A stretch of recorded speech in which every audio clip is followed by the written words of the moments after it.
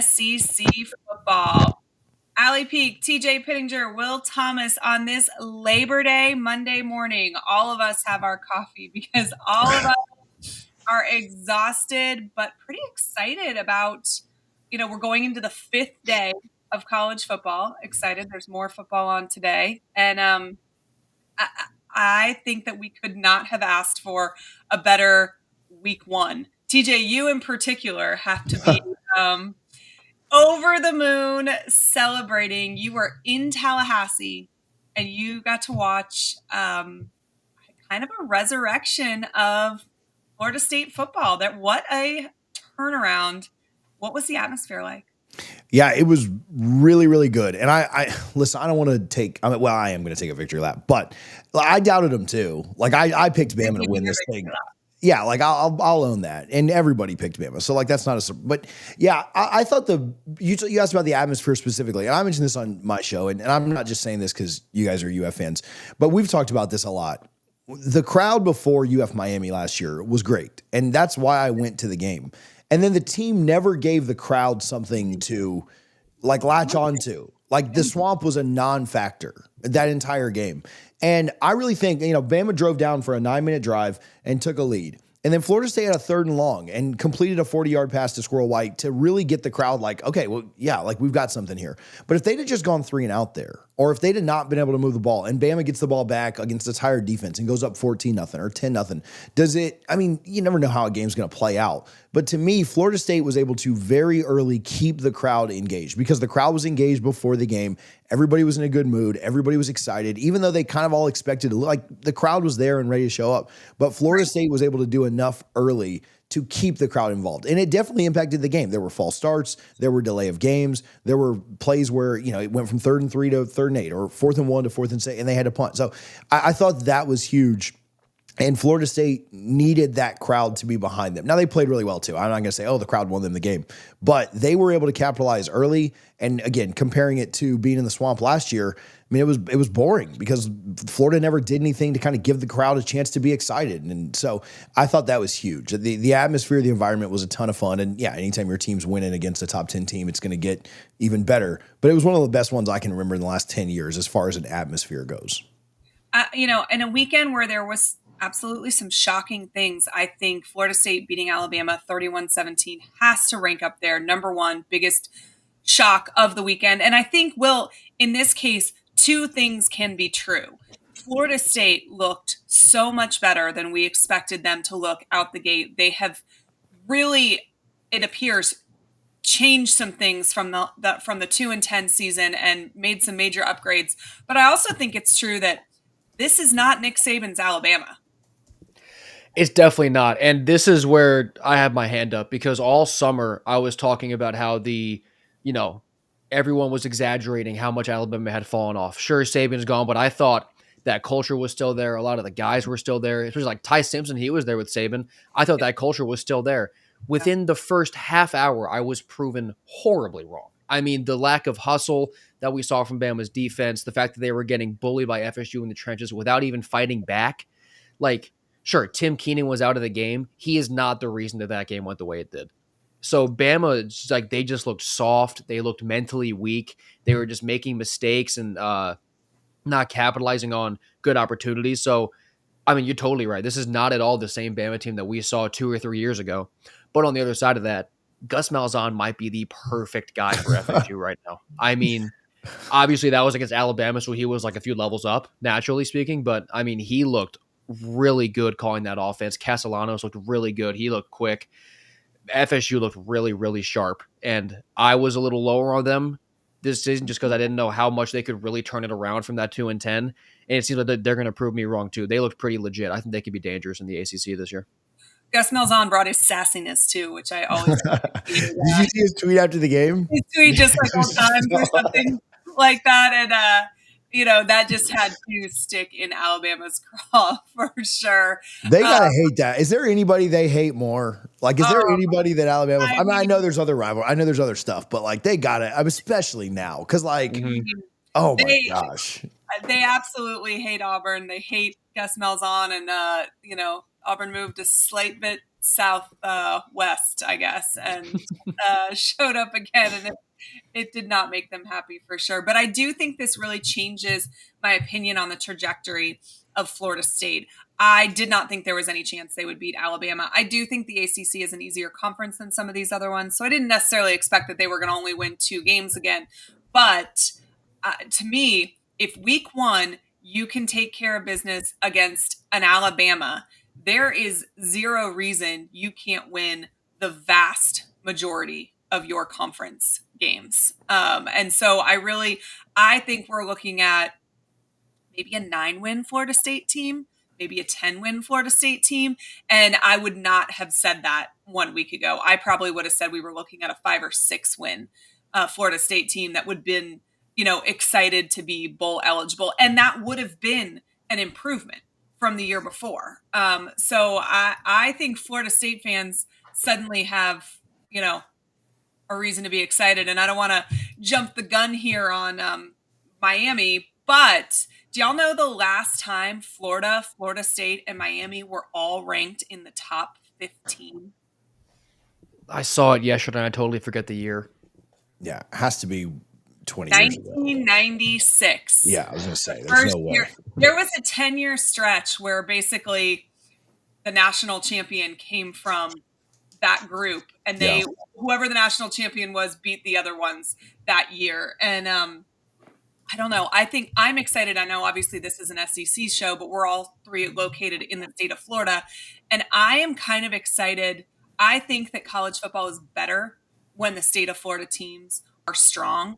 And I think for Florida, as a Floridian, it makes it incredibly fun for us. And watching what we watched this weekend, there's some good football being played in the state of Florida. Let's talk a little bit. What were you going to say, TJ? Yeah, I was going to say, you were talking about things that like we wouldn't have said before. And the one thing that I was really, I thought Florida State would have to be the luckier team in this game. If I'd have told you that Florida State was going to be more physical and more dominant up front, like I think you would have said, like, you need to go get your head checked. Yeah. Like they held them to 86 rushing yards. Like 50 of that came on the first drive. I know there's some sack yardage in there too. Florida, I don't know if I'm more impressed that Florida State ran for 236 yards. I mean, against Alabama, that's insane. Yeah. Even nobody does that. And so they looked like they cared more. They looked like they wanted it more. And I'm still a little bit in shock. Like I don't really, it wasn't just a win. Like they dominated them, and yardage was close, time of possession was close, all that stuff. But they lost the turnover battle and won. I mean, I still don't. I mean, it is one game, right? You got to go out and win more. But it is the ACC too. Like there's one. I mean, by the composite, there's no more teams on this schedule that have as much talent as Bama. Now, I think there are better teams. But Clemson didn't look great. Miami found a way to win. They looked fine last night, and I think Florida will be really tough. But outside of those 3. I mean, there's really not an acceptable loss. Football's weird. You usually lose a game you're not supposed to and win a game you're not supposed to. So 9-3 or 8-4 could still happen. But yeah, I mean, who knows what Clemson, Florida, Miami, any of these teams will be by the end of the year or when you kind of play them later. So yeah, I mean, I don't think there's a game on the schedule that you look at Florida. This is probably the craziest part. There's not a game on Florida State's schedule that you look at and say that's a sure loss anymore. There's tough games, no doubt, going to the Swamp, going into Clemson, but there's not a game on the schedule that they couldn't win. And we would not have said that a couple of days ago. I mean, even 2 days ago. Show a week ago when we talked about, if Florida State wins, what has to go right? And essentially the consensus was everything. Everything would have to go perfectly right. And it didn't, but they did dominate. This wasn't we got lucky. It wasn't we had the ball last. And it wasn't there was a ticky-tack call, any of that. It was just a dominant performance, which I think is what makes it the wildest thing for all of us. Like crazy things happen in football. So Florida State had beaten Alabama on some wacky, I don't know, something. I think we all could have wrapped our heads around it. This is not that though at all, which I don't know. I know that we always say there's not a lot we can glean from week 1 and a lot changes from week 1 to week 12. But if week 1 has taught us anything, I think it's that this might be the most parity we've ever had in college football. There was no one that I watched that I was like, oh my gosh, they're 1,000% unstoppable. But there was a ton of teams I watched that were like, ooh, they're going to be good. Yeah.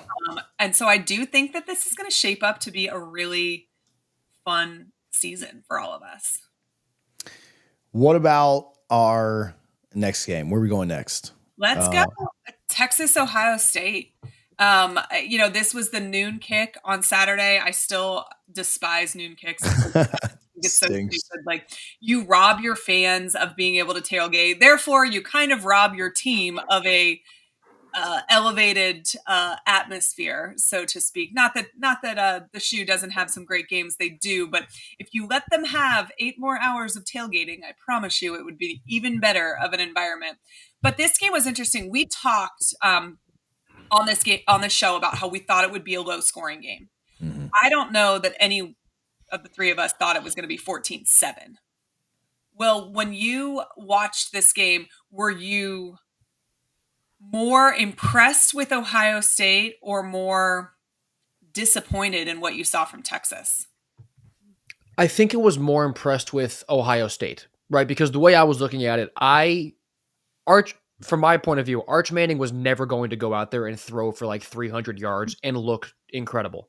He just wasn't, because this is his very first road start. He's on the road against the defending champions, top 3 team in the country. That was never going to happen. But he definitely looked a little worse than I thought he was going to. Like, just the mechanical issues it seemed like he has when you looked back at the film. Like, there were a lot of things that I didn't think he was going to have to worry about. But for Ohio State, I was really impressed with them offensively blocking Texas's front 7. That front 7 getting no sacks, that's the only time that's going to happen this year. I'll call that right now. That Texas front 7 is incredible. So them getting no sacks on Julian Sayin and being able to really kind of mess with him, that was the story of the game. And they did kind of limit Jeremiah Smith. He only caught 6 balls for 43 yards, had a couple of drops.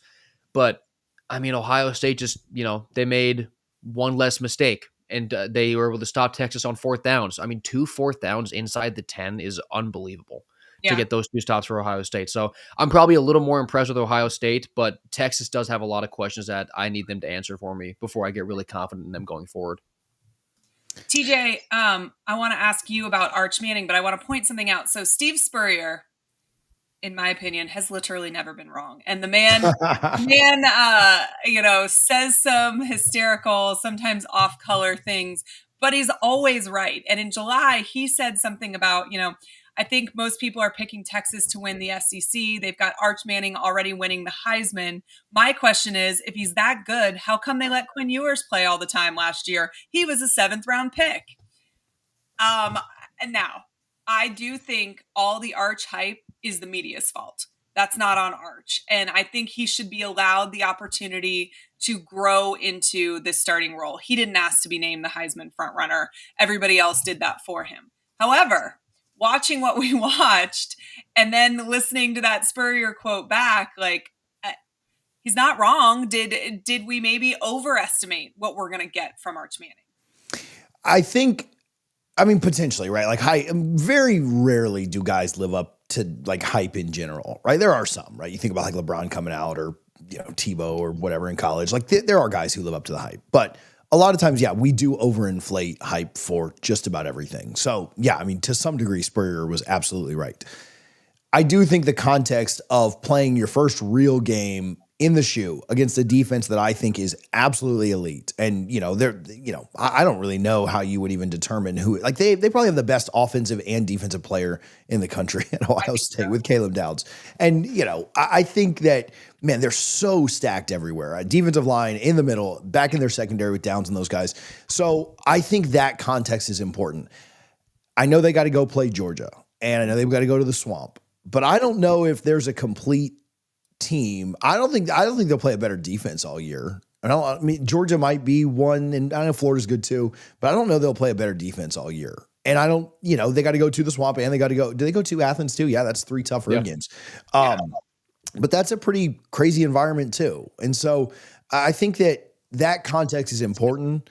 If Arch, I almost wonder if this was week 4 and you were playing a big game there, and he would have had like the 3 cupcakes first and then played it, how much different would he look? How much more comfortable? And so I think the jury is still out, because he could come out and really get things moving. They drove the ball better than they scored, right? Because they got stopped a couple of times short. I don't really put that on him. If they score 21 in this game and they win, right? They don't get stopped twice inside. I mean, so they played well enough, I think, to be right there. And obviously they only lost by 7.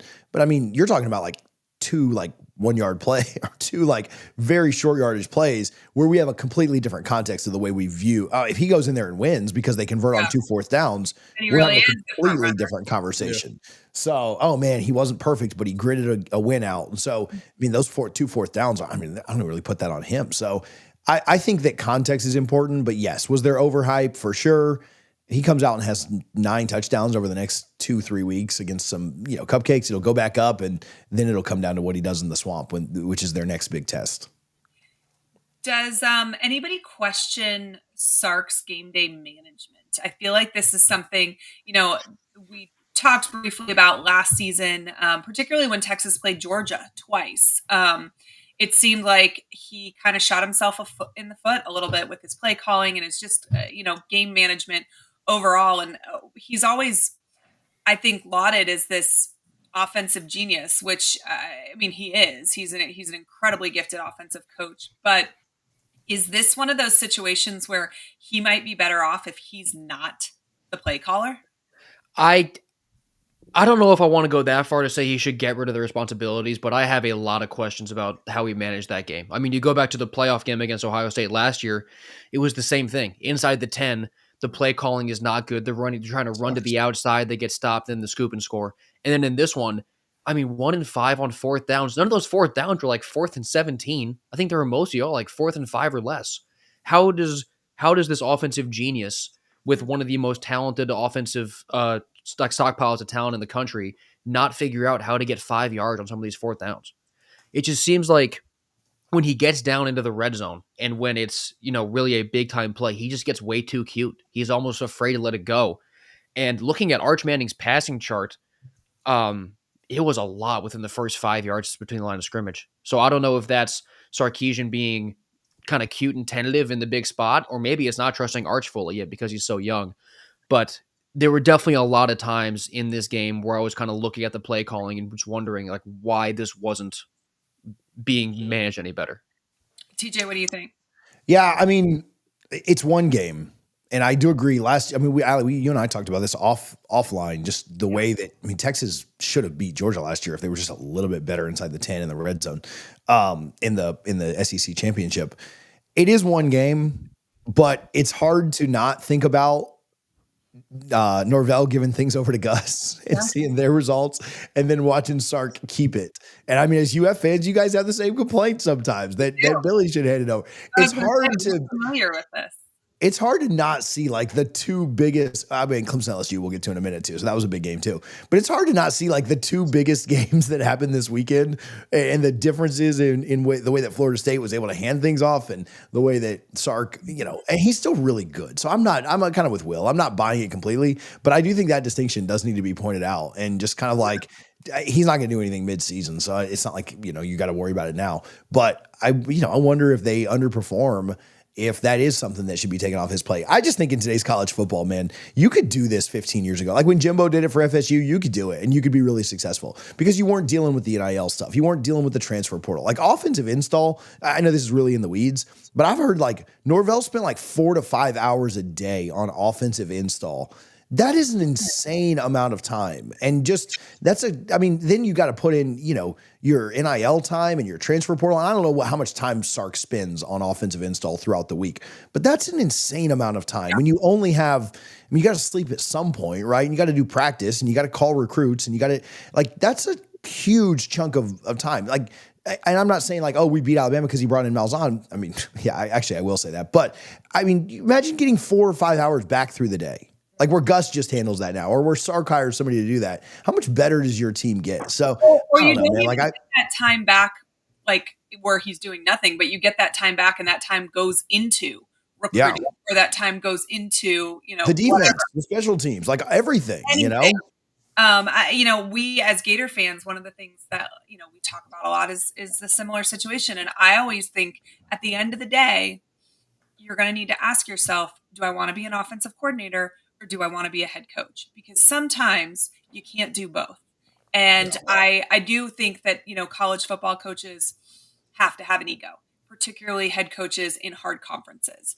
But I do think the most successful ones are able to look inward and say, like, hey, I'm wearing too many hats. It's not that I wouldn't be a great offensive coordinator if that was all my responsibilities were, but I have a million things on my plate, and handing this one off makes my team better. Not necessarily because the person I'm handing it off to is better at calling plays than I am, but that person has the time to focus and devote to it. And I don't know, it'll be interesting to see when Florida, goes along, if that's still a complaint for UF fans or not. Like, there's nothing we can glean from this weekend, really. But this is a to be determined, I think, for me, for several of these teams moving forward. All right, let's talk about our next game, LSU Clemson. LSU won 17-10. This really did, go back and forth, kind of go down to the wire. I, for one, thought Clemson was going to win this one. I thought Clemson was more prepared to win today. And that didn't mean that LSU wouldn't be prepared to win tomorrow. I think LSU makes the playoffs. But, man, this LSU team looked better than I expected. Well, what did you see? Yeah, so I mean, going into it, I was really high on Clemson's defense versus LSU's offense, and I feel like I was kind of right about that. Like, I don't think LSU was held to 17 the rest of the season. Yeah. But LSU's defense, after my predictions, looked me dead in the eye and said, "Watch this." That unit looked awesome. They were crazy fast. Their secondary played incredible, especially Mansour Delane. He had that interception and a couple of big pass breakups. I mean, Harold Perkins and Whit Weeks are just so fun to watch at linebacker. And Perkins with that closing speed on that final fourth down, I mean, he's really one of the best players in the country. And offensively, Nussmeier looks a lot smarter and calmer to me this year. I was really worried about his interceptions being a gunslinger. I'm way less worried about that now. And in the red zone, I don't understand why they ever call a play that's not lobbing it up the Trey Des Green. I mean, that is the most unbeatable strategy I've ever seen. You have a power forward at tight end, just give him the ball. But yeah, I was really, really impressed with LSU. And just super quick, can we talk about this catch rule that Barry and Brown got overruled and Nick Harbaugh got over? What are we calling a catch now? Does he have to bring it to the sideline? I mean, that was absurd. But awful. It just doesn't. It's like not the spirit of the rule. You know what I'm saying? Like when you, I don't know, it's just stupid. Like you caught the ball, you crossed the plane, you went out of bounds, you hit the ground, then it comes out. That you did fourth thing. It's a catch. Yeah, but it's a catch. There was a football move. There was complete control. It just, I don't know. I feel like the more football I watch, the more I'm reminded that I have no freaking idea what the rules actually are, because it's never like I feel this way about so many aspects of the game, because it's not called consistently across the board. That was a very frustrating moment for me. Definitely. But yeah, I mean, overall, I was incredibly impressed with LSU. They exceeded my expectations really in every facet. I thought they looked awesome. I was impressed with their offensive line, which was something that I had questions about, because we watched Florida put Nussmeier on his back, 5 times the end of last season. And say that again? I thought it was like 7 sacks. It might have been more than 5, a lot. And that was going to be one of the things that I was concerned about for LSU was, what are they going to put together for this offensive line? And I thought it was something that was going to take a few weeks to fully develop. And so Clemson was not the greatest opponent for them to open with, because Clemson does have such a strong defensive line. And they absolutely proved me wrong. I will tell you, they made this loss that I predict to them coming in a couple of weeks look like I might be really right about that. I don't know. But TJ, what did you think of Clemson? I think we talked about this being one of the most playoff ready teams in September, or I guess August, going into this season, and maybe not. Yeah, I mean they're 0. I think they're 0 in their last 4 against the SEC now over the last 2 years. LSU did break the streak. They were 0-5 in their last 5, so that streak is dead. Somebody was going to break their streak, right? Either Clemson against the SEC or LSU to open the season. I mean, it causes a lot of doubts. Now, I will say this: they got beat by Georgia by 30 last year in the opener, and then still found a way to win the ACC. And so they do play differently. I don't know, man. Clemson did not score in the second half. I mean, it causes a ton of doubts, especially when you see Miami and Florida State go out and beat top 10 opponents. Now I realize that it's just one game, right? So you don't want to get too high, too low, but it causes a ton of doubts for Florida State. And Miami are in that league.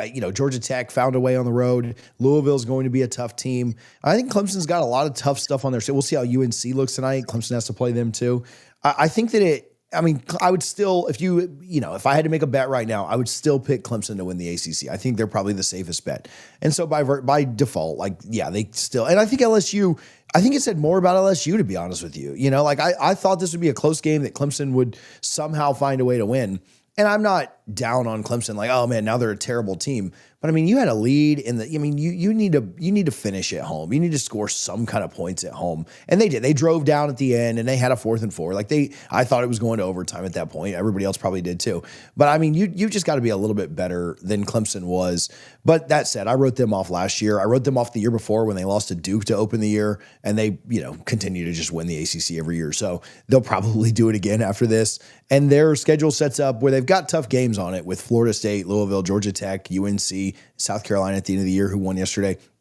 But they probably will still go 10-2 or 11-1 and win the conference. So I'm more impressed with all that to say, I'm more impressed with LSU, who I didn't put in my playoff before, and I squarely have them in that playoff now, thinking about, well, they should beat Bama. I still think they beat Florida in a couple of weeks, though that's not a sure thing.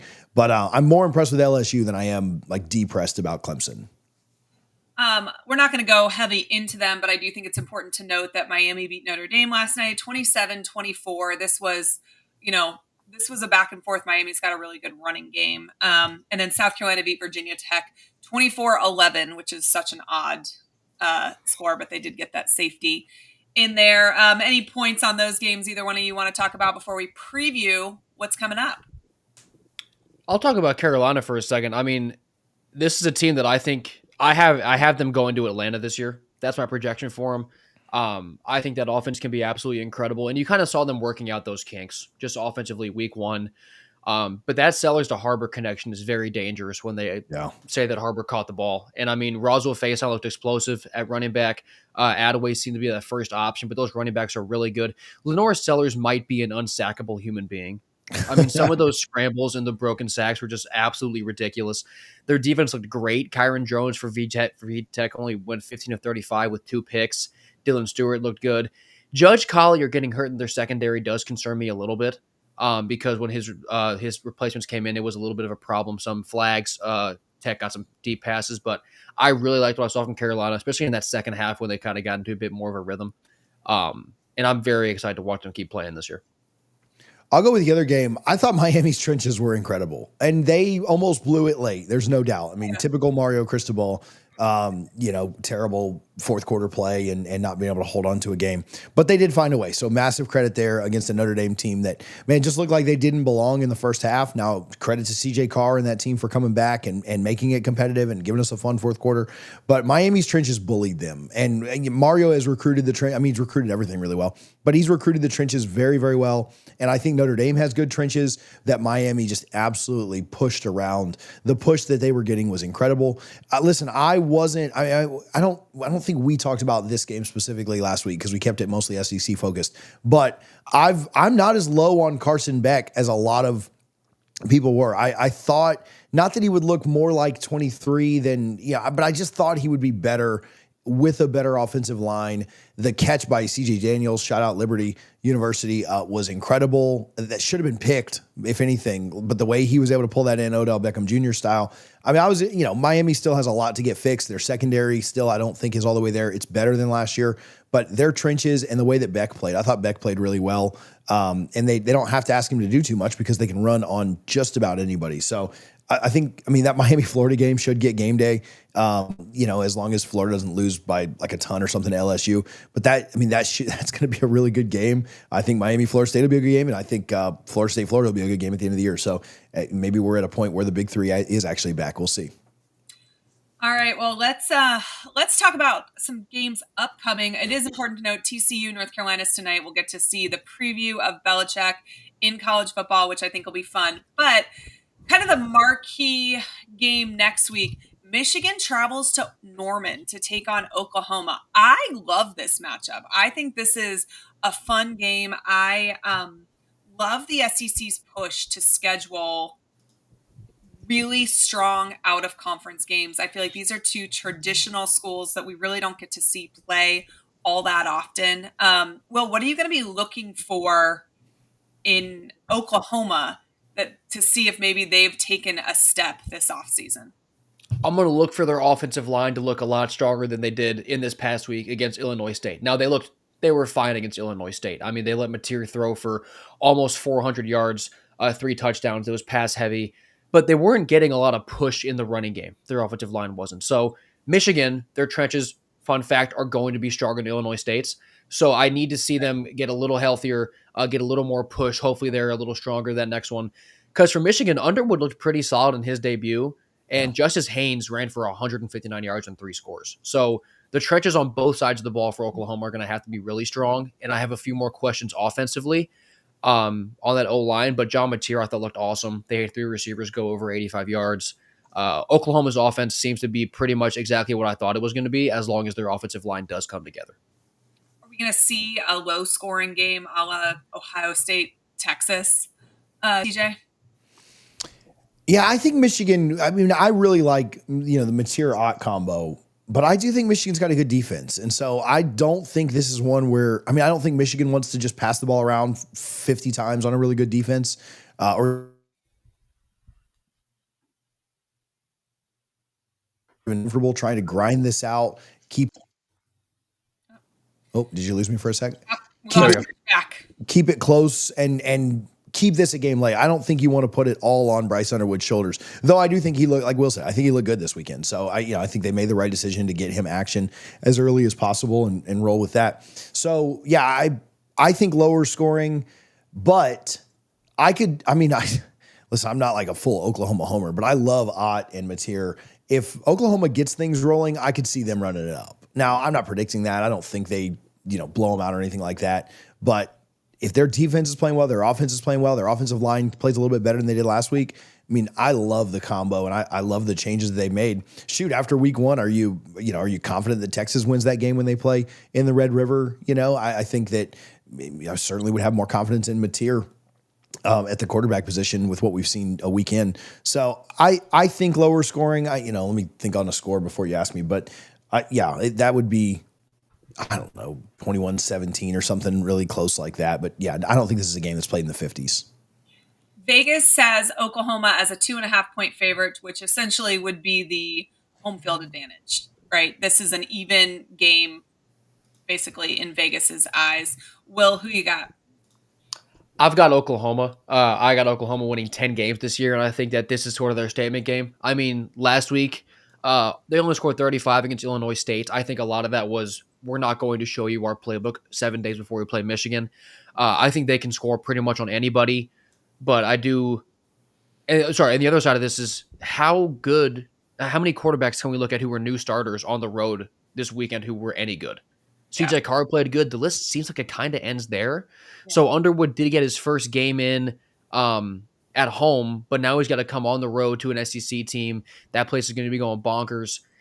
I think this spot is very good for Oklahoma, and I'm a little higher on the score than TJ is. I got like 31-21 Oklahoma. I think they cover and win by about 2 scores. Although I said that about Clemson last week too, so we'll see what happens. I'll just stick with maybe Will's talked me up just a little bit, but I'll go like 24-17. I'll say Oklahoma wins by about a touchdown. I think it's too much to go on the road and ask a true freshman to go out there and get it done. I like Oklahoma's defense too. So, not super high scoring, but I'll go slightly higher because Will talked me up a little bit. 24-17 Sooners. Okay, I like Oklahoma as well, probably because I'm an SEC homer, but I like Mateer, and I'm excited for this one though because it's a matchup we don't get to see all that often. I do major points for scheduling, tough games like this. We have had such a cool start to the college football season because people went out on a limb. Now, will they be rewarded as such when the playoffs come around? They tell us they will, but I'll be interested to see if that really plays out because we won't see games like this in the future if it doesn't. Let's pivot to UF versus USF. I think this game is incredibly intriguing. Had you asked me a week ago what percentage Florida had of winning it, I probably would have told you 95% because nothing in college football is ever a guarantee. I think I would dial that back a little bit now. I don't expect that Florida will lose this ball game, but USF's domination of Boise State, who was a playoff team last year, and I mean, we can argue whether or not they really belonged in the playoffs all we want, but they were a playoff team last year. I did not expect this Alex Golesh led team to really just dominate from start to finish. So it makes me wary might be a strong word, but I think the Gators better not look ahead. You have LSU the week after that. That is not the time to look ahead. USF is going to come to Gainesville ready to play. Will, has your view on this game changed at all after we watched last week? It has, but I'm looking at this almost in the reverse way. USF looking as good as they did in week 1 is absolutely a good thing for Florida because of what you mentioned. Now they're not going to the threat of a look ahead spot where they falter is way lower, right? Because let's say USF just wins that game by a field goal. Florida's main focus is they won't say it's true, but like we got LSU next week. Then Byron Brown walks into the swamp and they're not ready for it, and all of a sudden you're down 10-0. So I think USF playing that good, potentially up to where they'll be ranked, is a good thing for Florida because now they know that they've got to show up and play. So there wasn't a whole lot of run game for USF against Boise, and we saw Boise really struggle to tackle in general. So that makes me feel confident about Florida being able to stop the running game, at least outside of Byron Brown. There were explosive pass plays like guys that Chase Nimrod on the offense, and then obviously that fake punt to Keshawn Singleton. So I feel pretty confident about Florida. I mean, that line's just about 3 scores. And like I said, I really do think South Florida looking as good as they did is a benefit to Florida because now there's no chance that they're going to sleepwalk into this and just get ready to go on the plane to Baton Rouge. They'll be ready to actually beat up on USF at home and get ready for SEC play. I sat in the stands on Saturday and watched Florida dismantle LIU. There's absolutely nothing really that can be gleaned from a game when you play an opponent that's one step above a high school team. But Florida played disciplined football, which is not the kind of football I would maybe label the Napier era as prior to this. They had no penalties, which has not happened in a very long time in Gainesville. And the defense looked sweltering. Now, again, you're playing a team that's one step above a high school team, but I did think the defense maybe looked a tick better than I was expecting. The offense, specifically the offensive line, looked a tick worse than I was expecting from Florida. But also was a little concerned that they missed 3 field goals. Trace Mack missed 3 field goals total last season, missed 3 on Saturday, including a 39 and a 40-yarder, which the third one was incredibly long. And so that was just, get your practice kicks in. I don't hold that against him, but you should be good from 39 and 40 yards every single time. And Florida wasn't. So things to work on. But overall, I feel like they looked on track. They looked about how I expected them to look. TJ, I don't know if you got to see any of the game. You were in Tallahassee celebrating your victory. But have you watched anything from that Florida game and did anything stand out to you? Yeah, I wonder. I did watch the on YouTube they throw like the 15-minute condensed game on after, so it's a great way to catch up on all these games. But yeah, I wonder about like interest level. Like in games like this, like how much. In the LIU game, right? Like you're pumped up because of the swamp and it's game 1 and all these things, but like you still know that what's the what Buckholz could probably run out there and beat LIU, right? So I think that is something that I wonder is how you think about the offensive line or just whatever. Now I do think Smack's an issue, and I think he'll pull it together, but that is a problem. But I think they'll be kind of like what Will said. USF, I mean, maybe being ranked, we'll find out tomorrow morning. Again, we're doing this on Monday if you watch it later in the week. So we'll find out if, is USF ranked, is FSU ranked, these different teams that had big wins. USF might be ranked and it's still USF, like it's still little brother, but I do think it gets Florida's attention a little bit more. And you believe like everybody can say what they want about Napier, this, that, and the other. Like they will correct the things that were messed up. Now, yeah. I mean, it's hard to correct like a kicker. That's just all mental, right? And Allie knows that maybe better than anybody. But I do think that like the things that Florida fans looked at and said like, it wasn't super impressed with this, or I've got concerns here. Like that'll all get corrected this week. And I'm with Will. I think, yeah, could USF pull off this upset? I mean, I guess, but to me, like trench play will really matter. They've got similar trenches to Boise, and that's why they were able to push them a little bit. I think the mismatch in the trenches is bigger than what I thought the mismatch in the trenches was with Alabama, Florida State. Like Florida's trenches are really good, and I don't think USF can really compare there.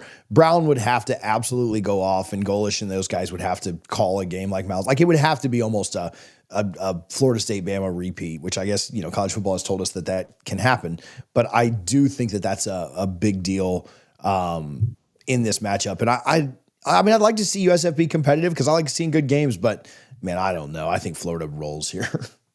Yeah, I mean, I think to say concerns is such a strong word. I don't have concerns about Florida's line. I just maybe expected a little bit more out the gate because this is a line that's supposed to be a top 5 offensive line. But I did think it was encouraging to see you watch the growth of DJ Lagway in real time during the first half, which I thought was cool to see. He's missed a lot of reps with this wide receiver core. Timing is not something that you can replicate. You have to literally get out there and do it. And he has missed a lot of time. And I think a lot of the time he missed was Florida being incredibly conservative to preserve him for this season. And watching the improvement over the course of the 2 quarters that he played made me think, one, this was a good decision because if it keeps him healthier, we watched how much he improved in a short amount of time. But 2, it made me grateful that Florida didn't open with a Utah or a Miami this season. And maybe that strategy for keeping him healthy would have changed had the opponent been different. I think they got the ability to bring him along more slowly because they had 2 warm-up games before getting into conference play. But he played a little bit longer than maybe I expected, but I think that's because it was a little rocky in the beginning and then you watched it continue to progress. I thought the interesting part of it is we have been talking this entire offseason about whether it's going to be Harrison Bailey or whether it's going to be Aiden Warner as the backup. And that wasn't the case at all. I was incredibly surprised. Was number 2 something that you were just completely caught off by as well? Well, sorry, I'm stumbling right there. I wasn't super caught off guard. I mean, I knew that it was such a battle, but I mean, Tramel Jones had a lot of buzz coming in, and he was very impressive throughout camp. I'm not surprised that it wasn't Harrison Bailey, at least, because he definitely seems to be in there as a safety net. I'm the oldest guy here. Let me just kind of help you guys out. Yeah. I was surprised we didn't see Aiden Warner at all. At all. I was surprised by that because, I mean, Tramel looked really good, but I mean, that game was a blowout. I was a little surprised that nobody else got in the mix, but I liked what I saw from Tramel Jones a lot. He looked really sharp, great throws. He looked quick on his feet. So he looks pretty legit. Yeah, he did. He looked really well and really good. And I was kind of expecting maybe we would see all 3 guys, but if you've just squarely decided that Jones is your solid number 2, he is so young that I guess giving him the entire second half to get some experience makes sense. That was one of the more interesting storylines, I think, of the game for me. And then how about VB3 and that one-handed catch? His dad, Vernell, played with my husband, Eric. We know each other from college. His granddad played with my dad. And just such a cool moment. You knew the second it happened, it was going to be in the ESPN top 10 and ended up being number 1 in ESPN's top 10. There was a catch last night by Miami that was a very similar Yeah. catch. Both of those were like, dude, what are we doing now? Like, I remember when Odell Beckham Jr. did that the first time, and it was just like, we've never seen it before. Now guys do that. Like Ricky Pearsall did that a few weeks ago. Keon Coleman did that a couple of years ago. Guys are just doing that now. And I'm just like, all of you are ridiculous. Like, this is stupid. The funniest part of that Vernell catch is that he could have just kept running, caught it, and scored. I think he did that on purpose. I think he knew what he could do. I'm going to backpedal for 8 yards for fun and just the touchdown. Yeah, if he would have just done that, it would not have made top 10. But he's this game's over. I'd like to make. Why not? Yeah, watch this. Most yards by a freshman making his first start. I want to say since Percy did it. I don't know. There were some records broken by him, but I am excited to see what he can do against USF. Continues to do. Him starting game one was also something that was a little bit of a storyline. And we heard this whole summer about Dallas Wilson, and Wilson was out. He was in a boot on the sidelines, but BB, I mean, that's a storyline. I mean, he played incredible. He's so young, true freshman. I definitely don't want to anoint anybody the second coming of anybody else, but there was a lot of people commenting about somebody else that used to wear the number 8 jersey and some similarities that they saw. We won't speak it in here just yet, but okay, this USF Florida game. What are you predicting, TJ, is a reasonable score? I know you think Florida wins. I think Florida, I looked it up just now. Florida's about a 10-point favorite. I think they cover that. I've seen, I guess I see like 11.5 here on some places. So, yeah, I mean, I would think Florida wins by at least 2 touchdowns. I mean, we Allie and I both live in Tampa for anybody watching. So, like, I kind of have an affinity for USF and want them to do well. So I'd like to think they could keep this to 2 scores, but I mean, I could see this one getting out of hand. No offense to USF. I don't think they're good enough in the trenches. I don't think Brown's going to be able to run like he was against Boise, who just, was that more about USF or more about Boise? We'll find out on Saturday. But I don't know. Something like, I think Florida goes for 35 and, I'll give Smack a field goal, 38 to, I don't know, 17. I'll say that they keep it like not a laugher, but just not really in competition. 38-17 UF. All right, Will, what do you think? I had 38-20. That was pretty close. I mean, pretty much for the same reason that you had. I think that it'll be roughly competitive, but I think Florida just leans on them. I mean, Byron Brown is going to make some plays. That's just who he is. So yeah, I think USF can get the 20. But yeah, I think Florida's just a little too good in this game. I got them going for 38. So Florida will win this decently comfortably, but it won't be a laugher. Okay, so I'm going 45-17. I honestly walked away from this game most excited about Florida's defense. And again, it was LIU. But I think 20 points might be an insult to this defense. I know. Say 45-17. What, TJ? That's what I was thinking too. I was like, is 17 still too much for this defense? It's more about the points given up than the points scored for me. I think I don't know. I'm not insulting that defense in that way, and 17 might be too much. We shall see. Okay, how about another intriguing SEC Big 12 matchup? Missouri, Kansas. 2 teams that I don't know. Maybe we don't talk about as much as maybe we should, but this is kind of an interesting matchup as well. Will, who do you like in this one? So I think I like Missouri, but in a really close one. I mean, this used to be a big time rivalry when they were both in the Big 12. Mm-hmm. It got revived a little bit recently. And for Kansas, I'll just start with them. I mean, Jalen Daniels is so fun to watch. He's got 7 touchdowns and a pick so far this year. He makes everybody look great on that offense. His number 1 receiver is Emmanuel Henderson Jr., who has 2 touchdowns already this year. Then from Missouri, Bo Pribula looked really, really good. He was playing against Central Arkansas, but he played a lot better than I thought he was going to, and he kind of won that quarterback battle by default because Sam Horn got hurt. But in that game, Pribula was 23 of 28 passing, threw for 283 and 2 touchdowns. Ahmad Hardy, who I believe could lead the conference in rushing yards, ran for 100 and another touchdown. And my biggest question this one is if Missouri's front 7 can stop Jalen Daniels from being able to create and run free and really kind of keep that secondary on their toes. So Josiah Trotter at linebacker, he needs to lead that effort. He's who I believe is their best defensive player. And Damon Wilson II, he had 2 sacks in the opener. Can he keep that up and keep getting to Daniels in the backfield, trying to flush him out for Trotter? I think is really hard to predict. I like both these teams so much. I think it's incredibly close. I've got Kansas covering that plus 6.5. I'll go Missouri by a field goal, probably somewhere around that. TJ, what do you think? What are you looking for in this one? Yeah, it's all Jalen Daniels. I haven't looked at the latest odds, but I mean, he's the Heisman winner right now. If the vote is today, he's winning it. Now, it's been 2 games against not very good competition, but he is great. And I think, it all comes down. I mean, he is the answer. If they're going to win this game, it's because he puts them on their back and rolls.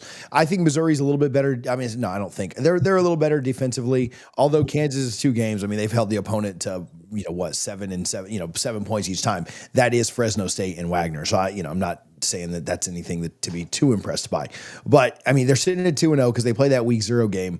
Missouri looks really good against a nobody. I get it, but I do think that Missouri, I mean, they figured out something with the quarterback position for sure. I want to lean Missouri on this. I think, trenches is where games are won, but I do have a lot of faith in Jalen Daniels. Last year was a down year for Daniels for me. A lot of people were expecting big things. He got hurt. That's a big deal too, but just didn't play the way I think that a lot of Kansas and Big 12 and national folks thought he would. I'm going to go, I'll go with the upset here. I'll say Kansas finds a way. It's on the road. Missouri should win this game. There's no doubt, especially being about a touchdown favorite.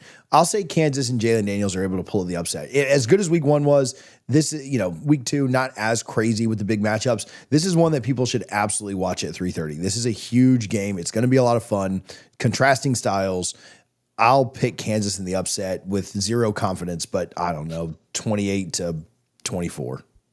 Okay, look at that. The line is 6.5. So as TJ said, close to a touchdown. I think Missouri wins by about that. I'm going to say, let's go 27-21. Maybe they don't fully cover the spread. All right, let's go on to our last game of the week. Will, you did give me your prediction in that, right? I did, yeah. Missouri by a field goal. I mean, I'll go 27-24. Okay, I was starting to question myself there. Okay, the last game, I haven't fully finished my coffee, and it is early, and I had 12 fifth graders spend the night last night. So, brain is not fully functioning as optimally as it could be. Let's talk about Mississippi State, Arizona State. This is also a matchup that we don't get to see very often, and kind of a cool week 2 game. Mississippi State has just been a train wreck the last couple of years here. Are they able to pull it together and have a semi-functional season? Now, I think, having a semi-functional season and winning a lot of games in the SEC are not the same thing at all. Somebody has to be the 8th, the 9th, the 10th, the 11th, the 12th best team in the SEC, 13th, 14th, whatever. You could actually be a pretty decent team if we stuck you in any other conference and still be kind of bottom of the barrel of the SEC. But, Will, how do they stack up against Arizona State? So if you look at it on paper and you just kind of take your assumptions about each team, this game shouldn't be very close. Yeah. The spread's under a touchdown. So Arizona State the books are almost telling you they're kind of walking into a trap. Now, Sam Leavitt looked really dynamic in their opener. He threw for 257, ran for 73.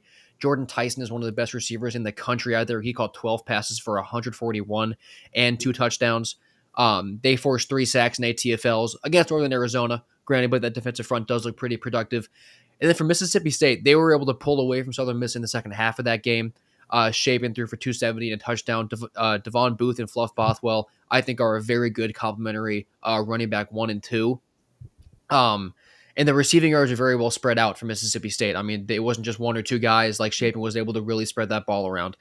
Because of how this number looks and what I've been able to learn so far from losing bets is that Arizona State is a bit of a trap spot here. Yeah. So I think this is going to be really, really close. I'm not ready to say that Mississippi State is going to be able to win this game because I think they're just that, there's that one tick short of really being able to pull off an upset like this. But this game should be really, really good. I'll probably lean 31-27 Arizona State. They played each other a year ago, and Arizona State won by 7. Now, Arizona State got much better as the year went on. And to start the year last year, we didn't think Arizona State would be very good, evidenced by them being picked last in the Big 12. Gadabo did have 230 yards in that game. Without him, though, can they, if they're not able to run effectively? 262 yards, actually. Excuse me. That's a big problem if they're not able to run effectively on the road. You've got to be able to run on the road. Now, I've got a ton of confidence in Leavitt, and I think that he's probably, my Sawyer Robertson hype from last week is lacking a little bit, but Leavitt might be the best quarterback in the Big 12. And so I do have a lot of confidence in him. And I do think, very rarely do you say that the Jimmys and Joes match up well with an SEC program. If there's one that you think it might, it's this one, right? And it's not a ton of hate towards Mississippi State, but I think they're, they and their fans kind of know where they are as a program. It would be nice for them to be able to pick up this win because there's not a lot of guaranteed wins left on this schedule when you look at who they have to play. But I just, quarterback play is important. I know Shapen had a nice finish, but I lean Arizona State here pretty heavily. It wouldn't surprise me if it's close. I think anytime you go on the road and you're playing a team and an environment that's the SEC, even though it's Mississippi State, I think that's tough, but they've got good fans. I mean, they've been ranked high before and their fans expected them to be better. So I don't know. I'm kind of in line with Will. I think maybe Arizona State gets something late to put it away. They didn't do a great job early in the year last year. They got much better as the year went on. So maybe that's a question. Do they let it be closer than it really should be? But they were good on the road at the end of last year. I mean, I think they beat Kansas State on the road. They beat, I had it up a second ago. They beat Arizona on the road 49-7. They beat Oklahoma State on the road. They doubled up their score. So they were good on the road at times last year. So I think they win by 10. Give me like 31-21. All right, Will, what's your score prediction there?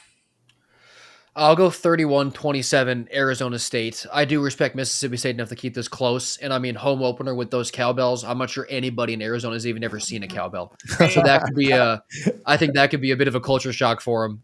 But I do think Arizona State will pull it off, but I think it'll be a war. Last year, Arizona State won 30-23. Again, Scattaboo had that 264 rushing yards in it. I do think Arizona State wins. I think it's closer. I'm going to say 35-28. So a decent showing for Mississippi State, but maybe not quite good enough. But as TJ said, there's only so many wins on that schedule. So if you can pluck one this weekend, you're going to want to do it. All right, guys, we got another exciting week 2 slate of games, and it's going to be fun to watch. Anything else we should have our eye on before we head out of here? The only thing I'll say is shout out to Lee Corso, who was on fire this weekend, and we did have it on the up on the tailgate, or at the tailgate. We had game day playing, and the speaker hook. Usually we play music with the games because you really can't hear the commentary, but we had Corso turned up. Especially when he picked FSU and everybody was like, well, that was cute. And then he ended up being right. So shout out to Corso, who was on fire.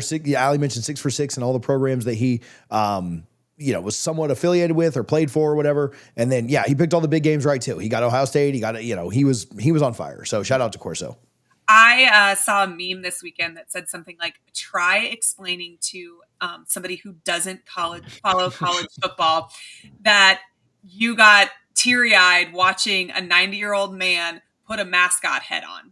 And that was totally me on Saturday. I was actually kind of bummed at I had to go to a birthday party, and I was like, are you joking me that you really scheduled a birthday party on Lee Corso's last game day appearance? Like, what is wrong with you? That's even worse than a fall wedding. It is. Like, don't have kids in the fall. Don't schedule their parties on a Wednesday afternoon. I don't know. Just do something. This was not it. But, I think Lee Corso has shaped who we are as college football fans. I learned so much tuning in every single Saturday, starting as a really young child. And he was entertaining, and he was fun, and he spoke football in a way that let those of us who didn't play fully understand and buy in. And I mean, I saw something that said, imagine coaching for 30 years and then being told that the next 30 years we're going to be more influential on the sport that you coached in.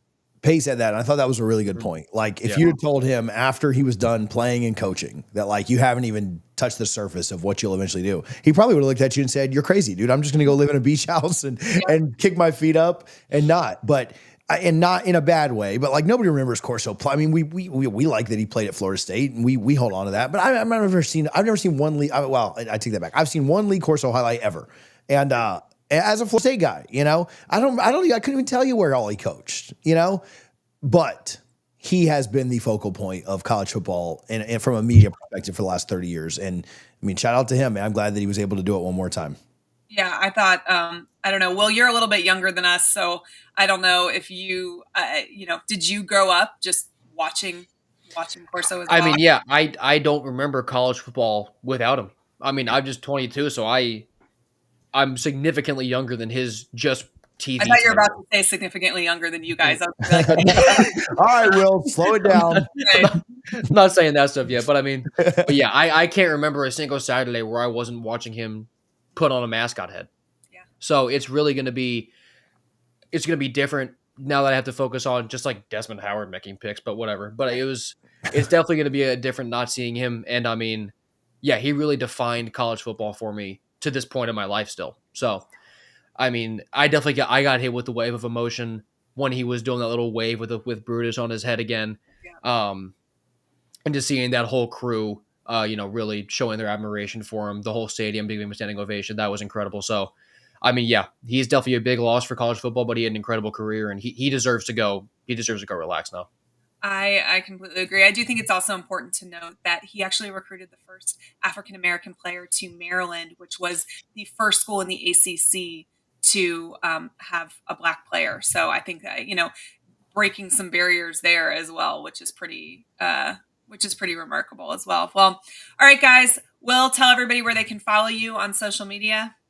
You can find me on Twitter at WThomasSports if you want to argue about SEC football any day of the week. All right, TJ. Yeah, TJ_Pittinger. If you say anything I don't like, I'll just post the final score of the Bama game. So, well, that's a Miami fan strategy. All right, I'm at Allie_Peak. Feel free to argue with all of us. Pick on them instead of me. With SEC football all week long. We will see you guys next week.